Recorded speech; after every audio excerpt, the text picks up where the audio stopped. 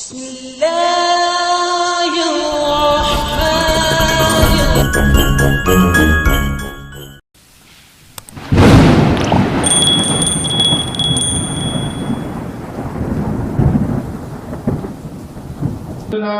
সারা কিয়ামতের ময়দান ঘুরলাম কিন্তু কেউ একটা নেকি দিল না।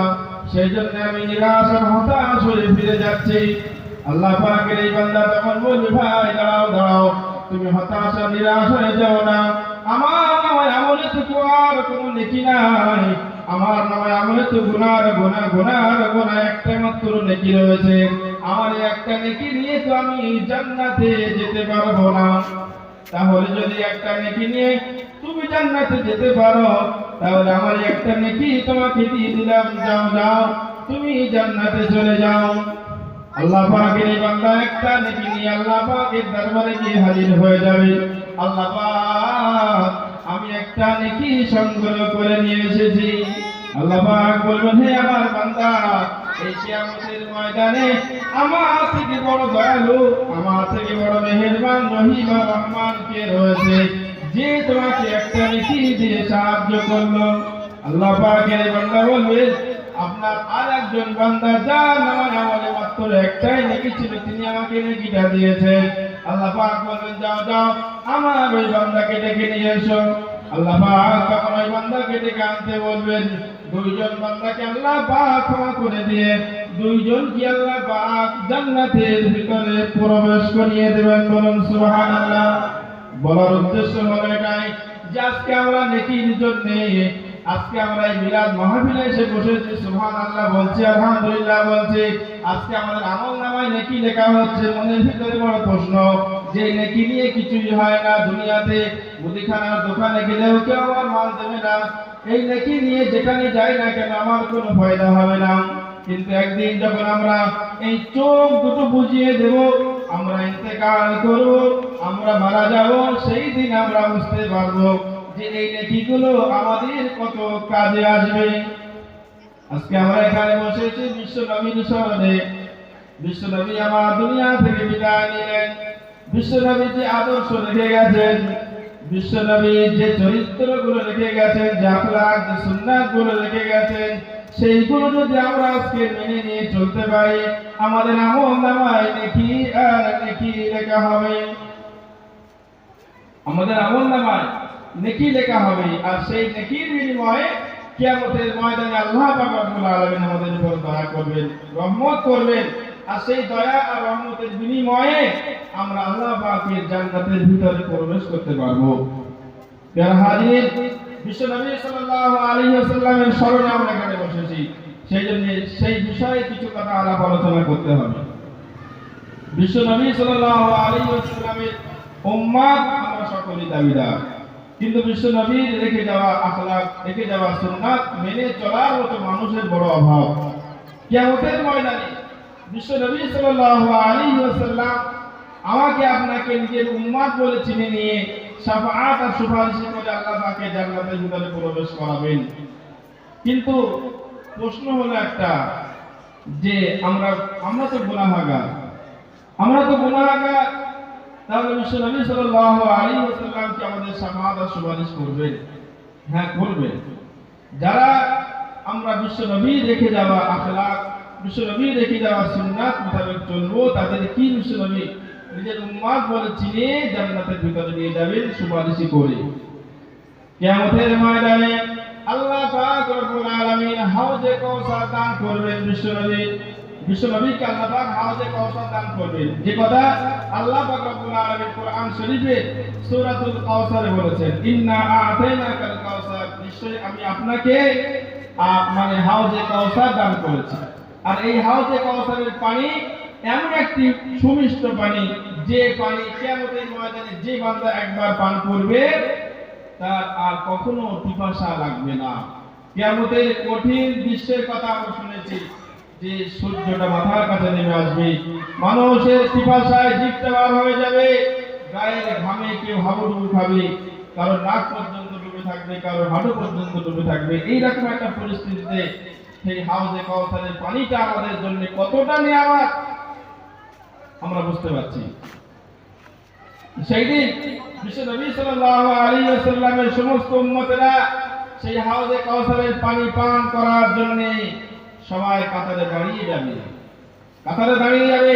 বিশ্ব নবী সাল্লাল্লাহু আলাইহি ওয়াসাল্লাম নিজের উম্মতগুলোকে চিনে চিনে হাউজে কাউসারের পানি পান করাবে। কিন্তু এক শ্রেণীর উম্মত যখন বিশ্ব নবী, কিন্তু আপনি কেন আমাদেরকে দূর করিয়ে দিচ্ছেন, আমাদেরকে তাড়িয়ে দিচ্ছেন? ইয়া রাসূলুল্লাহ, আপনি যদি হাউজে কাউসারের পানি না পান করান আমরা জান্নাতি হতে পারবো না, আমরা পিপাসায় আমাদের জিভগুলো বার হয়ে যায়, আমরা কষ্ট পাই। ইয়া রাসূলুল্লাহ, আপনি হাউজে কাউসারের পানি আমাদেরকে দিন, আমরা পান করব।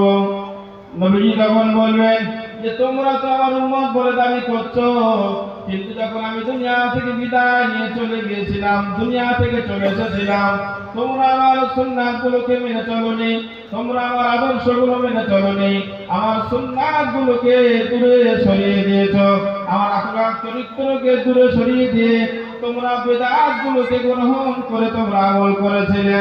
সেই জন্য আজকে তোমরা আমার উম্মত বলে দাবি করলেও আমি তোমাদেরকে হাউজে কাউসারের পানি পান করাতে পারবো না। আমি দুনিয়া থেকে বিদায়ের পরে তোমরা আমার সুন্নাতগুলো মানা তো দূরের কথা, বিদআতগুলোকে অনুসরণ করে চলেছিলে। তাহলে আজকে তোমরা আমার উম্মত বলে দাবি করছো কিভাবে? প্রিয় হাজিরিন, সেই জন্য শুধু নবী দিবস আর এমন মজলিস কায়েম করলেই হবে না, পাশাপাশি আমাদের রাসূলের আখলাক চরিত্র সুন্নাতগুলোকে মেনে আমল করতে হবে। তাহলেই আমরা কিয়ামতের ময়দানে রাসূলের শাফাআত আর সুপারিশ পেয়ে যাব। বিশ্বনবী সাল্লাল্লাহু আলাইহি ওয়াসাল্লাম এক তারিখে আম্মা জান আয়েশা সিদ্দিকা রাদিয়াল্লাহু তাআলা আনহাকে বলেছিলেন, হে বিবি আয়েশা, কিয়ামতের ময়দানে লক্ষ কোটি কোটি নবীর উম্মতেরা থাকবে, তার ভিতর থেকে আমি আমার উম্মতগুলোকে চিনে নিয়ে আমি আল্লাহ পাকের জান্নাতে নিয়ে যাব। আম্মা জান আয়েশা বলেছিলেন, ইয়া রাসূলুল্লাহ, আপনার উম্মতগুলোকে চিনবেন কিভাবে? রাসূল বললেন, আমার ওই সমস্ত উম্মতগুলোকে চিনব এইভাবে যারা কিনা দৈনিক 5 ওয়াক্ত নামাজ আদায় করেছেন, আর 5 ওয়াক্ত নামাজ আদায়ের আগে ওযু করেছেন। আল্লাহ পাক রব্বুল আলামিন আমার উম্মতের ওযুর অঙ্গগুলোকে নূরের আলোয় আলোকিত করে দেবেন। কিয়ামতের ময়দানে যে সমস্ত আমার উম্মতের ওযুর অঙ্গগুলো নূরের আলোয় আলোকিত হবে, আমি আমার ওই সমস্ত উম্মতগুলোকে চিনে নিয়ে আল্লাহ পাকের দয়ার জান্নাতের ভিতরে নিয়ে যাব। বলুন সুবহানাল্লাহ। তাহলে নামাজ যদি আমরা না পড়ি তাহলে ওযুর প্রয়োজন আসে না, আর ওযু করার পরই আমরা নামাজ আদায় করি। বিশ্ব নবী বলেছেন যে ওযু করলে সেই ওযুর অঙ্গগুলো কিয়ামতের ময়দানে লাইটের মতো জ্বলতে থাকবে, আর রাসূল আমাদেরকে চিনে নিয়ে আল্লাহ পাকের দয়ার জান্নাতে শাফাআত ও সুপারিশের মাধ্যম দিয়ে আমাদেরকে নিয়ে যাবে। সেই জন্য আমরা নামাজি হয়ে যাই, রাসূল ওয়ালা হয়ে যায়, রাসূলের সুন্নাত মেনে আমরা চলি। শুধু রাসূলের জীবন ইতিহাস শুনলাম, রাসূলের জীবন আদর্শ নিয়ে আলাপ আলোচনা করলাম, শুনলাম, আর তাওয়ারুক নিয়ে বাড়ি চলে গেলাম, এটা নয়। শোনার পাশাপাশি যদি আমরা আমলে কাজে পরিণত করতে পারি তাহলে কিয়ামতের ময়দানে সেগুলো আমাদের কাজে আসবে। দরুদ শরীফ আল্লাহুম্মা সাল্লি আলা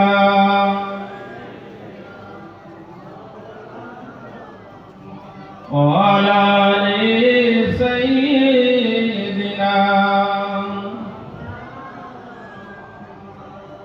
নূরের নবী প্রেমের ছবি, নূরের নবী প্রেমের ছবি, মতির মতন চমক দেয়, আর মুস্কি হাসি হাসলে পরে চাঁদের আলো হার মানায়।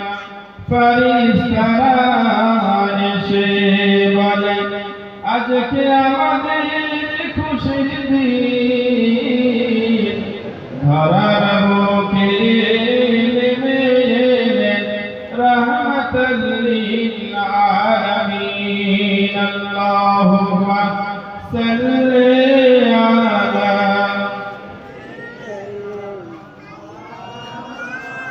ওয়া আলা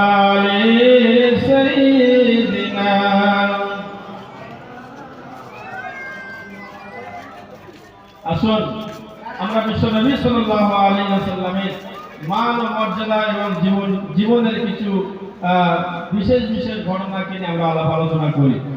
বিশ্ব নবী সাল্লাল্লাহু আলাইহি ওয়াসাল্লামকে আল্লাহ পাক রব্বুল আলামিন যে জামানাতে যে যুগে পাঠিয়েছিলেন আমরা সকলেই জানি সেই জামানা সেই যুগটাকে বলা হয় আইয়ামে জাহিলিয়াতের যুগ। আইয়ামে জাহিলিয়াত কথার অর্থ হলো অন্ধকার, অন্ধকার আচ্ছন্ন যুগ। পৃথিবীর শুরু থেকে নিয়ে আজ পর্যন্ত যত যুগ পার হয়েছে কোন যুগকে কিন্তু আইয়ামে জাহিলিয়াত বলা হয় না, অন্ধকার যুগ বলা হয় না। শুধুমাত্র বিশ্ব নবী সাল্লাল্লাহু আলাইহি ওয়াসাল্লামকে আল্লাহ পাক যে সময় পাঠিয়েছিলেন সেই সময়টাকে বলা হয় আইয়ামে জাহিলিয়াতের যুগ, মানে অন্ধকার যুগ। এখন প্রশ্ন হবে যে অন্ধকার যুগ বলার কারণ কি? তার কারণ হলো এটাই যে সেই সময়ের মানুষের ভিতরে কোনো মানুষত্ব বোধ বলে কিছু ছিল না। সেই সময়ের মানুষেরা যত প্রকার গুনার কাজ, যত প্রকার পাপের কাজ, সব কাজ তাদের ভিতরে ছিল।